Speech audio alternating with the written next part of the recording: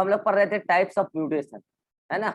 हमने कहा था कि म्यूटेशन को आप ब्रॉडली दो कैटेगरी में डिवाइड करते हो, एक तो क्रोमोसोमल म्यूटेशन और एक जीन म्यूटेशन। फिर मैंने कहा क्रोमोसोमल म्यूटेशन को आप दो ब्रॉड कैटेगरी में डिवाइड करते हो, एक का तो स्ट्रक्चर में चेंज आया, अगर स्ट्रक्चर में चेंज आया तो क्रोमोसोमल एबीरेशन, और अगर नंबर में चेंज आया तो हेटेरोप्लॉइडी। अब नंबर में किस प्रकार का चेंज आया, एंटायर सेट अगर डिफर कर गया तो पॉलीप्लॉइडी, पॉलीप्लॉइडी मतलब। और अगर एंटायर डिफरेंट मतलब कि अच्छा पॉलीप्लॉइडी में भी क्या ये केस पहले क्या कहलाएगा, टाइप कहलाएगा यूप्लॉइडी, हेटेरोप्लॉइडी का टाइप कहलाएगा यूप्लॉइडी, और इसका एग्जांपल होगा पॉलीप्लॉइडी। और बहुत सारे पॉलीप्लॉइड के मैंने एग्जांपल बताए थे आपको, प्लांट है ना, हेक्साप्लॉइड, टेट्राप्लॉइड। फिर मैंने कहा था कि हेटेरोप्लॉइडी में एक और केस हो सकता है कि एंटायर सेट डिफर ना करे, सेट में पर्टिकुलर क्रोमोसोम का नंबर या घटना हो जाए, बढ़ना या घटना हो जाए, तो उसको हम लोग बोलते हैं एन्यूप्लॉइडी। उसको क्या बोलते हैं, एन्यूप्लॉइडी। आज देखना है एन्यूप्लॉइडी, ये देख चुके हैं, ये पूरा देख चुके हैं, ठीक है। आज ये देखना है, चलिए पढ़ते हैं हम लोग एन्यूप्लॉइडी।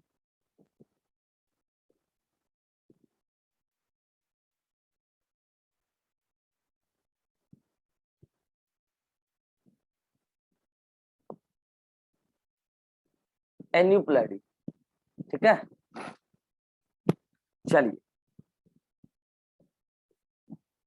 क्या एन्यूप्लॉइडी, मैंने कहा ना कि पर्टिकुलर एक क्रोमोसोम का इंक्रीज और decrease of one chromosome, generally एक क्रोमोसोम का बढ़ना या घटना, या फिर कभी कभी rarely more than one chromosome, एक सेट इन अ सेट, एक सेट क्रोमोसोम में एक क्रोमोसोम का बढ़ना या घटना, कभी कभी एक से अधिक बढ़ना और घटना भी होता है ऐसे, हालांकि ज्यादातर केस में ऐसा ही पाया गया है, तो उसको बोलते हैं एन्यूप्लॉइडी।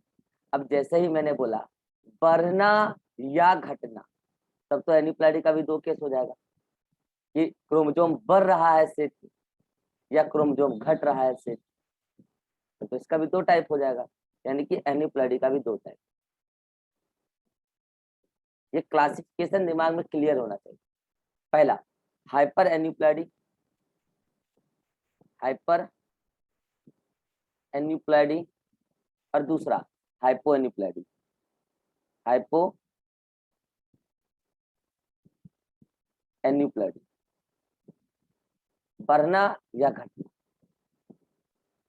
इधर नाम से पता चल रहा हाइपर मतलब बढ़ जाना, और इधर हाइपो मतलब घट जाना, और एन्यूप्लॉइडी का मतलब बताइए एक क्रोमोसोम का बढ़ना, हाइपर आगे बढ़ लगा, यहाँ एक क्रोमोसोम का घटना, लेकिन रेयरली एक से अधिक भी बढ़ सकते हैं और एक से अधिक भी घट सकते हैं।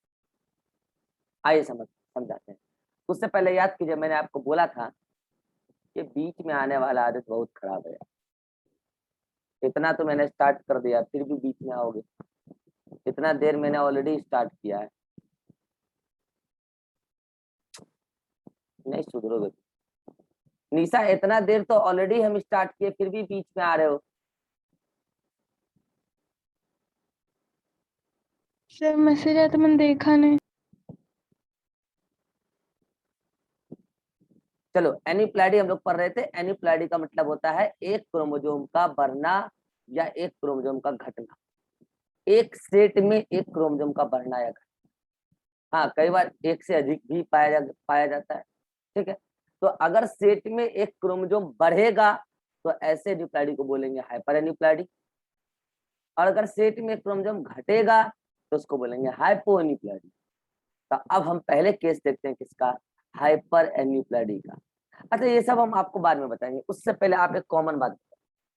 क्या आपको ये बात पता है, जब सेल, ये मान लो कोई सेल है, जब सेल मेटाफेज में होती है तो मेटाफेज में क्या होता है, जो होमोलोगस क्रोमोसोम होते हैं वो आपस में इस तरीके से अरेंज होते हैं, यस और नो, याद कीजिए बताया था। होमोलोगस क्रोमोसोम, सारे होमोलोगस क्रोमोसोम दो प्लेट पर जाके अरेंज हो जाते हैं, राइट, यस और नो। तो अब बताना ऐसे सारे क्रोमोसोम जितने भी क्रोमोसोम सेल के अंदर है जोड़ा, ये होमोलोगस जोड़ा है, ये एक जोड़ा होमोलोगस का, ये अगला जोड़ा। मेटाफेज के दौरान इसमें स्पिंडल लग गया होता है इधर से और इधर से सभी में ऐसे। और एनाफेज के दौरान क्या होता है, ये सेपरेट हो जाता है, एक क्रोमोसोम इधर आ जाएगा और एक क्रोमोसोम इस किनारे पर आ जाएगा। हर क्रोमोसोम का एक एक मेंबर इधर और इधर। ऐसा कब होता है, एनाफेज में, एनाफेज 1 में। और इस फिनोमेना को क्या बोलते हैं, कोई बताएगा? Disjunction of homologous chromosome. पहले होमोलोगस क्रोमोसोम एक साथ साथ थे, देख रहे हो, जंक्शन मतलब एक साथ थे, दोनों को अलग किया, डिसजंक्शन। तो ये अलग होना है, क्या है, तो डिसजंक्शन है। अरे समझ में आ रहा है? लेकिन यदि किसी कारणवश ये स्पिंडल फाइबर नहीं बना, या बना तो एनाफेज तक सेल पहुंचा ही नहीं, और ये chromosome homologous pair of chromosome separate नहीं हुआ, तो बताओ क्या होगा? मान लो कि इस पर्टिकुलर में नहीं बना, बाकी सब में बन गया, बाकी सब जितने भी क्रोमोसोम थे सब में बन गया, इस वाले पर्टिकुलर क्रोमोसोम में स्पिंडल नहीं बन पाया किसी भी कारण से, होता है कई बार ऐसा। या फिर स्पिंडल बना और एक ही तरफ का बना, मान लो एक ही तरफ का स्पिंडल बना, इधर का बन गया और इधर का स्पिंडल नहीं बना, इधर का स्पिंडल नहीं बना, तो पता चला इधर ये जब खिंचा रहा था तो ये भी उसी के साथ चला गया उधर। ऐसा होता है। या फिर इधर ही चला जाए दोनों, और अगर स्पिंडल बनेगा ही नहीं, मान लो स्पिंडल बना ही नहीं, तो ऐसा थोड़ी कि दोनों सेपरेट हो जाएगा। जब साइटोकाइनेसिस हो रहा होगा तो ये पूरा जोड़ा किसी एक पर्टिकुलर तरफ चला जाएगा, या तो इधर या तो इधर। और इसी वजह से होता है क्या, एनिप्लैडी। इसी वजह से एनिप्लैडी होता है। पॉलीप्लैडी क्या था? पॉलीप्लैडी मतलब जब मेटाफेज में आया, किसी भी क्रोमोसोम में स्पिंडल फाइबर नहीं लगा, एंटायर सेट भर गया, सेले के अंदर डबल हो गया पूरा क्रोमोसोम। याद आ रहा है? पॉलीप्लैडी कहते हैं। और वो माइटोसिस में भी हो सकता है और मियोसिस में भी हो सकता है, क्योंकि माइटोसिस में भी पॉलीप्लैडी हो सकता है, वहां पे भी क्रोमेटिड सेपरेट नहीं हुआ, जाओ तो सेपरेट नहीं हुआ, हो गया क्रोमोसोम का डबलिंग, से डबल हो गया। मियोसिस में भी हो सकता है, वहां मियोसिस 1 2 किसी में भी हो सकता है। अब यहाँ बात यहाँ ये है कि एन्यूप्लैडी कैसे, तो एन्यूप्लैडी का यही तरीका। अच्छा, क्या एन्यूप्लैडी माइटोसिस में नहीं हो सकता? हाँ हो सकता है, सुनना, हो सकता है, लेकिन ये माइटोसिस में इन जनरल लोग बात नहीं करते। जैसे ये देखो, ये क्रोमोसोम था, ये क्रोमोसोम था, एक ही प्लेट पे अरेंज होता है माइटोसिस, और क्रोमेटिड सेपरेट होकर इधर जाता है, एक क्रोमेटिड इधर जाता है, और एक एक क्रोमेटिड ही फ्यूचर का क्रोमोसोम होता है, ठीक है। और सपोज करो कि ये इधर से स्पिंडल नहीं बना, स्पिंडल नहीं बना, तो ये पूरा क्रोमोसोम एक ही सेल के अंदर रह जाएगा, राइट। लेकिन इस केस को हम लोग एन्यूप्लैडी नहीं बोलते हैं। एन्यूप्लैडी का कारण जब हम लोग बताते हैं, डेफिनेशन में तो ये बोलते हैं एक क्रोमोसोम का बढ़ना या घटना, लेकिन जब कारण बताते हैं तो पता है उसके कारण में क्या लिखते हैं कि एन्यूप्लैडी का काउज क्या है? काउज लिखते हैं non disjunction, non disjunction of homologous chromosome. देखो ये क्या था, ये था डिसजंक्शन, अलग अलग होना, और अलग अलग ना हो पाए, एक ही सेल में एक पर्टिकुलर सेट रह जाए पूरा, मतलब कि जो जोड़ा था होमोलोगस का, डिसजंक्शन नहीं हुआ उसका मतलब नॉन डिसजंक्शन। बाकी सब अलग हो गए, बाकी सारे अलग हो गए, जितने भी क्रोमोसोम थे सब अलग हो गए होमोलोगस जोड़ा, लेकिन ये वाला जोड़ा किसी एक पर्टिकुलर तरफ चला गया, और फिर साइटोकाइनेसिस के बाद किसी एक पर्टिकुलर सेल में वो चला गया। इसकी वजह से होता है एन्यूप्लैडी। अब देखो इस सारा बात उसी को समझ में आ रहा होगा जो मेरा सेल डिवीजन पढ़ा होगा मेरे से, सेल डिवीजन जो मेरे से पढ़ लिया है उसको इस सारा बात खेल समझ में आ गया। जहां सर माइटोसिस में सारा अरेंज होता है मियोसिस के दौरान, और होमोलोगस पूरा जोड़ा एकदम सेंटर पे रहता है दो प्लेट पे, और उसके बाद जब एनाफेज होता है तो उसका होता है डिसजंक्शन, उसी को बोलते हैं सेग्रीगेशन ऑफ होमोलोगस क्रोमोसोम। और अगर सेग्रीगेशन नहीं हुआ तो नॉन डिसजंक्शन हो जाएगा, और ये एन्यूप्लॉइडी का केस है। याद रखना इस एन्यूप्लॉइडी को, जिस दिन मेंडल वाला जेनेटिक्स पढ़ाऊंगा उस दिन भी बताऊंगा। ये लॉ ऑफ सेग्रीगेशन का एक्सेप्शन है, मेंडल का लॉ है ना, लॉ ऑफ सेग्रीगेशन, उसका एक्सेप्शन है non disjunction of homologous chromosome. तो कैसा बोला जाता है कि ईच होमोलोगस क्रोमोसोम जो होता है वो सेपरेट होता है एनाफेज 1 के दौरान, सेग्रीगेट होता है। लेकिन जब नहीं होता है तो वो कौन सा केस है, non disjunction of homologous chromosome. हालांकि ये रेयर है, ऐसा अक्सर नहीं होता, लेकिन पाया गया है। तब अब मैंने क्या बोला कि जनरली कभी कभी ऐसा होता है किसी पर्टिकुलर एक जोड़ा में स्पिंडल फाइबर नहीं बना, लेकिन कई बार तो ये भी हो जाता है कि मान लो इस वाले में भी नहीं बना। रेयरली ऐसा होता है लेकिन होता है, रेयरली होता है लेकिन होता तो है, होता है। ठीक है, तो ये बात ध्यान रखिएगा कि जैसे एक होमोलोगस हो रहा है, ये दूसरा होमोलोगस हो रहा है, हो सकता है ये दोनों ही सेपरेट नहीं हुआ हो। अब बताइए इससे क्या होगा, इसका रिजल्ट बताइए। सपोज कीजिए कि इसका सेग्रीगेशन नहीं हुआ और ये चला गया दोनों एक साइड, तो बताओ क्या यहाँ पे हाइपर एनिप्लॉइडी देखने को मिलेगा या हाइपो एनिप्लॉइडी देखने को मिलेगा। लास्ट में जो दो डॉटर सेल बने, दो मैं डॉटर सेल बना रहा हूँ, दो डॉटर सेल बना रहा हूँ, बाकी सारे क्रोमोसोम सेपरेट कर गए, लेकिन इसका दोनों जोड़ा एक ही तरफ चला गया, इधर ही चला गया। ठीक है, बाकी सब सेपरेट हो गए। लो इसका पूरा होमोलोगस जोड़ा जो इधर ही आ गया इस वाले से, और तो बाकी सारे क्रोमोसोम का एक एक क्रोमोसोम ही आया इधर होमोलोगस में।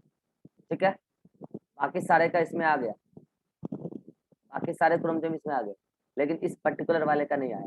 तो बताओ क्या ये सेल, ये वाला सेल हाइपर एनिप्लॉइडी का शिकार हो गया, यस और नो? अरे बोलो, क्या ये सेल हाइपो एनिप्लॉइडी का शिकार हो गया? बोलो। एक क्रोमोसोम गायब हो गया, एक पूरा क्रोमोसोम ही गायब हो गया, इसमें है ये नहीं है। तो जहां पर भी आपको हाइपर एनिप्लॉइडी देखने को मिलेगा वहां आपको हाइपो एनिप्लॉइडी भी देखने को मिलेगा। और ऐसा क्यों होगा? तो ऐसा इसलिए होगा क्योंकि हाइपर एनिप्लॉइडी तभी होगा जब पूरा एक जोड़ा किसी एक सेल में चला जाए। अच्छा एक बार बताओ, अगर इस सेल में पूरा जोड़ा चला गया, हेलो, इस सेल में पूरा जोड़ा चला गया, तो इस सेल में बढ़ोतरी कितनी हुई क्रोमोसोम? एक। बताओ कैसे? अरे भाई एगो तो क्रोमोसोम वैसे भी आना था इसके अंदर, यस और नो, और एक एक्स्ट्रा और आ गया जो नहीं आना चाहिए था, नॉन डिसजंक्शन की वजह से आ गया। तो बताओ बढ़ोतरी कितनी हुई है, 1 या 2? 1। लेकिन इसमें लॉस कितना हुआ, इस वाले सेल में लॉस कितना हुआ? 1 ही हुआ, क्योंकि एटलीस्ट इसमें एक तो आना चाहिए था ना, एक तो आना चाहिए था ना हम लोग, उसका जोड़ा में से एक तो आना चाहिए था ना, इसमें नहीं आया, तो एक का लॉस हुआ। अब यही है मियोसिस 1 का प्रोडक्ट है, यही मियोसिस 2 करने जाएगा, और मियोसिस 2 जब करने जाएगा तो फिर उससे जो दोनों सेल बनेगा, इससे जो दोनों सेल बनेगा, वो दोनों सेल ठीक ठाक बन जाएगा। नहीं, वो दोनों सेल भी ठीक ठाक नहीं बनेगा। तो बताते हैं कैसे। ये जब सेल दो सेल बनाएगा तो इसमें ये एंटायर, ये दोनों पूरा चले जाएगा, जबकि दोनों नहीं जाना चाहिए था, एक ही क्रोमेटिड जाना चाहिए था, लेकिन दोनों क्रोमेटिड चला जाएगा। इसमें भी दोनों क्रोमेटिड चला जाएगा, बाकी सारे क्रोमोसोम के एक एक क्रोमेटिड ही जाएंगे, बाकी सारे क्रोमोसोम के एक एक क्रोमेटिड ही जाएंगे। तो कुल मिला के ये दोनों सेल हाइपर एनिप्लॉइडी का शिकार पाया जाएगा, और इससे जो दो सेल बनेगा यहाँ पे फाइनली मियोसिस 1 में, वो हाइपो एनिप्लॉइडी का शिकार भी होगा।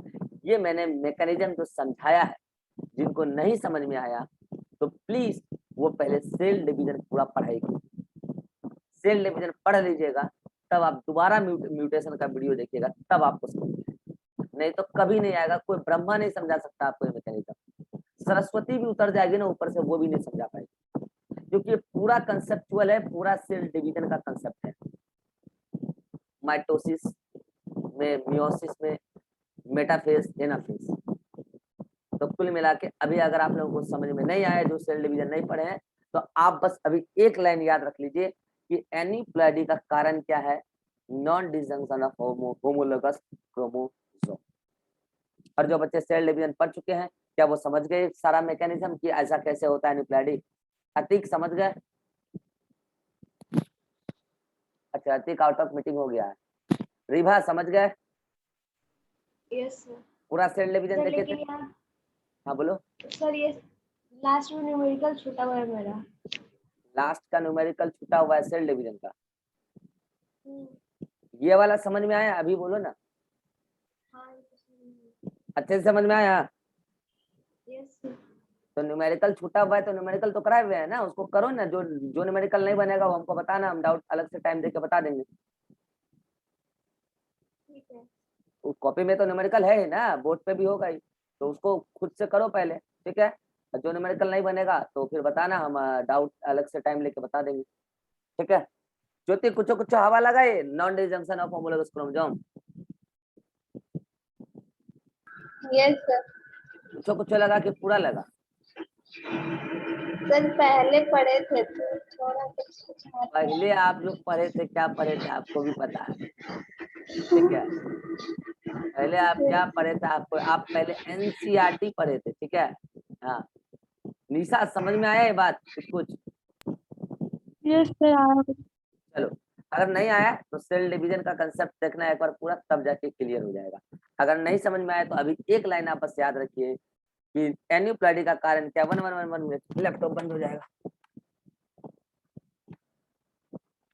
अरे भाई जल्दी जल्दी। हाँ, तो नॉन डिजंक्शन का क्या कारण है, सॉरी एन्यूप्लैडी का क्या कारण है? आप सीधा सीधी याद रखो, non disjunction of homologous chromosome. बाकी मैंने पूरा मैकेनिज्म समझाया ऐसा कैसे होता है। जहां पर भी हाइपर एन्यूप्लैडी होगा, हाइपो एन्यूप्लैडी भी आपको देखने को मिल जाएगा, ठीक है? ये मियोसिस में होता है। मियोसिस के दौरान जब ऐसा होता है कि होमोलोगस क्रोमोसोम सेग्रीगेट हो रहा होता है, तो कई बार ऐसा होता है कि पर्टिकुलर जोड़ा सेग्रीगेट नहीं हुआ, उसी को बोलते हैं non disjunction of homologous chromosome. और उसी की वजह से क्या होता है, एनीप्लैडी होता है, हाइपरप्लैडी होता है, और हाइपो एनीप्लैडी होता है, ठीक है? चलिए, अब आपको हम कुछ केस बताते हैं, किसका, हाइपर एनीप्लैडी का, और कुछ केस हाइपो एनीप्लैडी का। चलेगा? चलिए भाई, तीन ही केस है, तीन केस बताऊंगा। एक तो ट्राइसोमी, एक डबल ट्राइसोमी, और एक टेट्रासोमी। एक मोनोसोमी, डबल मोनोसोमी, और एक नलीसोमी। क्या बोला पहले लिख देते हैं, सुनेंगे ध्यान से क्या बोला मैं। एक बोला ट्राइसोमी, एक बोला डबल ट्राइसोमी, डबल ट्राइसोमी, और एक बोला टेट्रासोमी, टेट्रासोमी। इसमें आइए, इसमें बोला मैंने मोनोसोमी, डबल मोनोसोमी,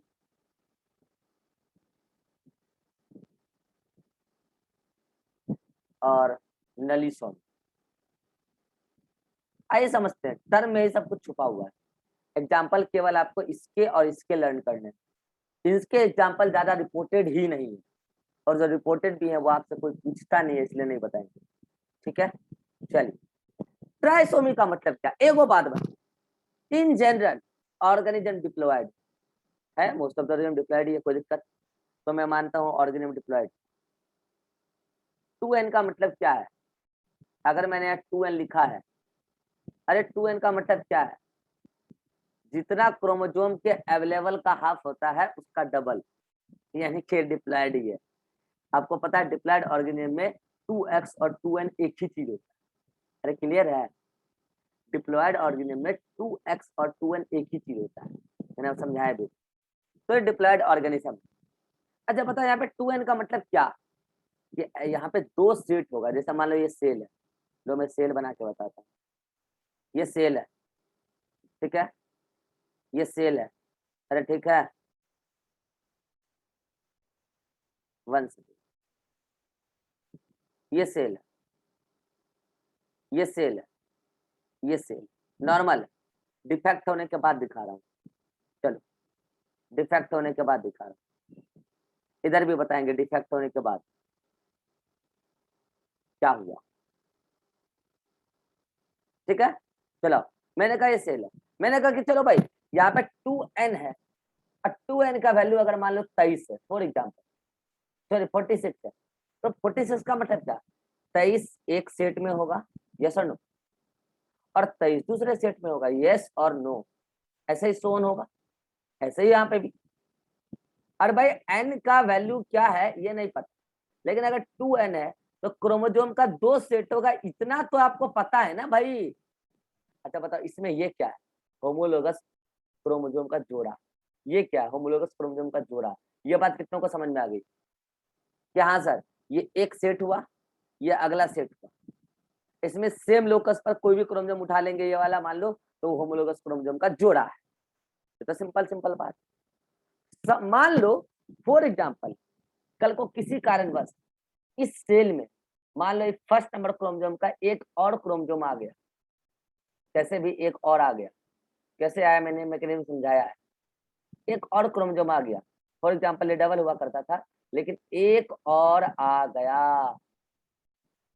अब बोलो ऐसा कैसे हुआ होगा, एक कोई नॉर्मल सेल जिसके अंदर 2 होना चाहिए लेकिन 3 है, तो हुआ ऐसे होगा कि एनीप्लॉइडी का शिकार सेल किसी नॉर्मल सेल के साथ फर्टिलाइज किया होगा, क्योंकि म्योसिस के अंत में हैप्लॉइड सेल बनता है, बिल्कुल सही बात है, इसमें हर क्रोमोजोम का एक एक क्रोमोजोम होगा, लेकिन एनीप्लॉइडी का शिकार सेल, एनीप्लॉइडी में भी हाइपर एनीप्लॉइडी का शिकार सेल मान लो कि उसमें 2 था और वो किसी नॉर्मल सेल के साथ फर्टिलाइजेशन कर लिया, तो फर्टिलाइजेशन करने के बाद जब ये 2n होगा तो बताओ इस पर्टिकुलर क्रोमोजोम को लेके कितना क्रोमोजोम आ जाएगा, 3। कितने को समझ में आ गया ये बात, ये हाइपर एनीप्लॉइडी का शिकार है, ये तो पहले समझा दिया, और ये किसी नॉर्मल क्रोमोजोम वाले रखने वाले सेल के साथ फर्टिलाइजेशन करेगा, तब ना अगला ऑर्गेनिज्म आएगा, तब जाके इसके अंदर देखो पर्टिकुलर क्रोमोजोम का नंबर 3 है, बाकी सब 2 2 ही है, सो ऑन। तो बताओ यहाँ पे किसी एक पर्टिकुलर क्रोमोजोम का बढ़ना है या एंटायर सेट का बढ़ना है, एक पर्टिकुलर क्रोमोजोम का बढ़ना है, और वो है ट्रेस, वो है ट्रेस। ये देखो दिस इज ट्रेस। कितने को ट्रांसफॉर्म समझ में आ गया भाई, जल्दी। तो एक होमोलोगस क्रोमोजोम में, जैसे होमोलोगस क्रोमोजोम होता है, एक पर्टिकुलर होमोलोगस क्रोमोजोम का नंबर का बढ़ जाता है, लेकिन अगर ऐसा 2 क्रोमोजोम के साथ हो जाए, जैसे देखो ये ऐसे सारे नॉर्मल हुआ करते थे, इसका भी नंबर बढ़ गया और इसका भी नंबर बढ़ गया, बताओ कई बार ट्रांसफॉर्मी हुआ, 2 बार हुआ, एक ये और एक ये, इसको बोलते हैं डबल ट्रांस। समझ में? ट्रांसफॉर्मी का मतलब क्या है, 2 क्रोमोसोम होना चाहिए था लेकिन 2 नहीं 3 हो गया, और ऐसा अगर 2 जगह हो गया मतलब 2 होमोलोगस क्रोमोसोम के बीच में हो गया ऐसा, तो उसको क्या बोलेंगे, डबल ट्रांसफॉर्मी। तो कैसे ट्रिपल ट्रांसफॉर्मी भी होता है, हाँ रेयरली होता है, बहुत रेयर होता है, बहुत रेयर, या तो पॉलीप्लॉइडी हो जाएगा फिर तो, ठीक है। अब आते हैं टेट्रासोमी। टेट्रासोमी में क्या हुआ ना, समझना ध्यान से, जनरली क्या होना चाहिए था, 2 क्रोमोसोम होना चाहिए था हर क्रोमोसोम, लेकिन मान लो ये भी बेचारा, ये वाला भी पर्टिकुलर सेल जो बना म्योसिस के अंत में, वो भी हाइपर एनीप्लॉइडी का शिकार है, और ये भी बेचारा हाइपर एनीप्लॉइडी का शिकार है, तो बताओ क्या होगा, बताओ बताओ बताओ क्या होगा, एक पर्टिकुलर क्रोमोसोम की जनसंख्या 4 हो जाएगी, क्या ये टेट्रासोमी है? अरे बोलो, कितनों को समझ में आ गया, ट्राइसोमी, डबल ट्राइसोमी और टेट्रासोमी।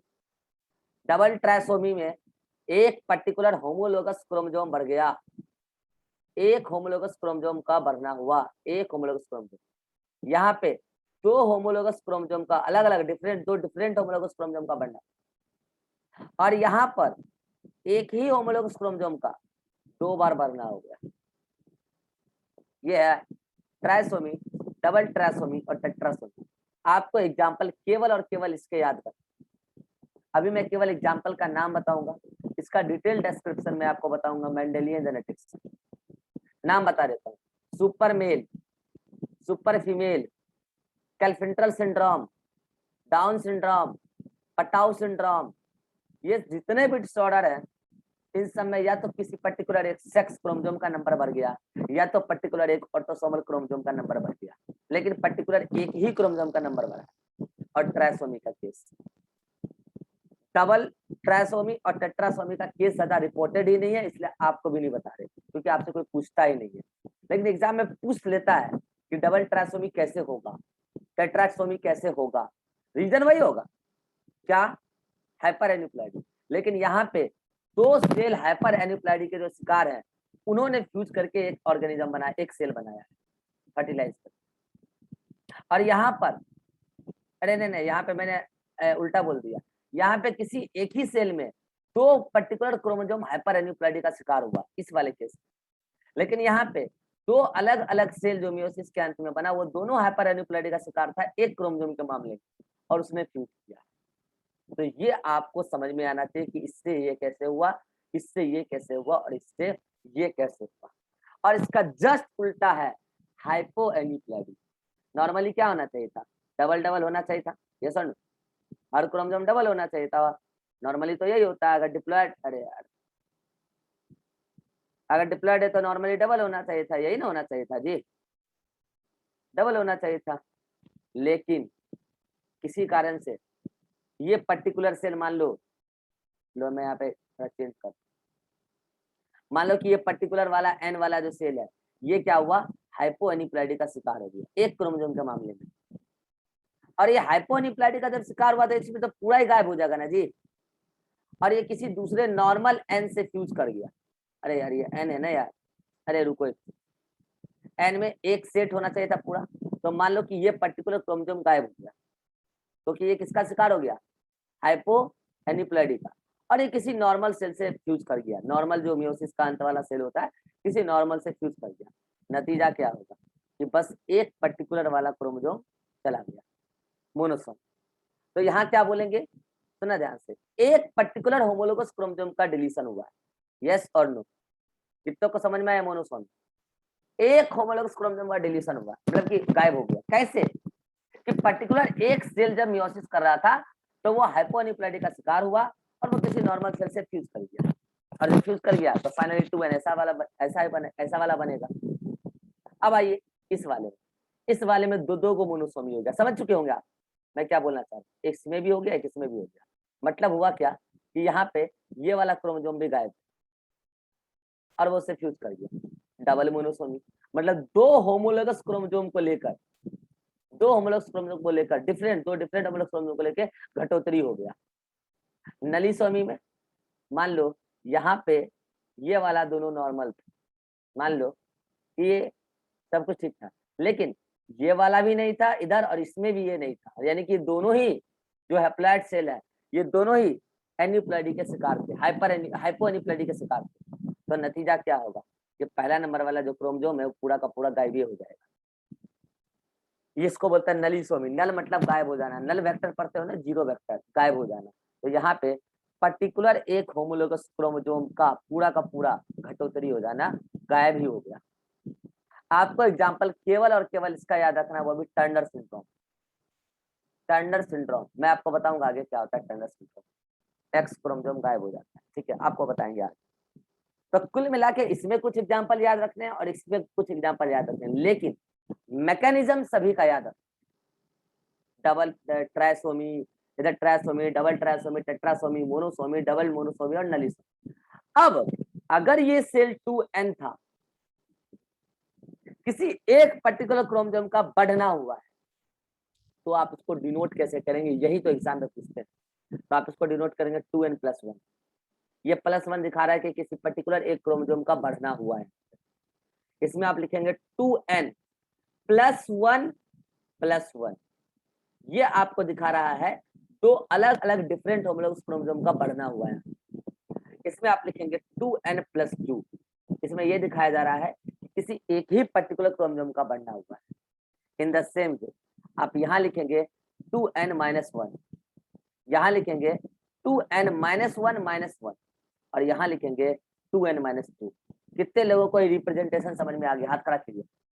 कितने लोगों को रिप्रेजेंटेशन समझ में आ गया? और एग्जाम में यही पूछा जाता है। एग्जाम में रिप्रेजेंटेशन ही ज्यादातर पूछ लेते हैं। कोई रिप्रेजेंटेशन लिख के दे देगा, बताइए ये किस पर्टिकुलर केस का रिप्रेजेंटेशन। लो अब समझते रहो। तो अभी तक मैंने जितना भी बताया ये सब एन्यूप्लॉइडी था। एन्यूप्लॉइडी में इससे ज्यादा कुछ नहीं जानता। और यहाँ पे आपका एन्यूप्लॉइडी के साथ साथ पहला पार्ट म्यूटेशन का खत्म होता है हेट्रोप्लॉइडी, क्योंकि मैंने आपको यूप्लॉइडी पहले ही बता दिया और आज एन्यूप्लॉइडी बता दिया। अब आइए आपके नोट्स में जो कंटेंट है उसको एक बार आपको वेरीफाई करना।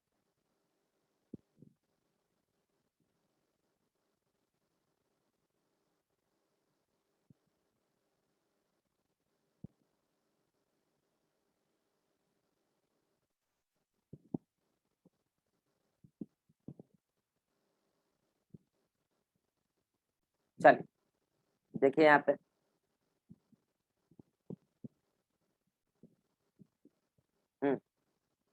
ये देखिए,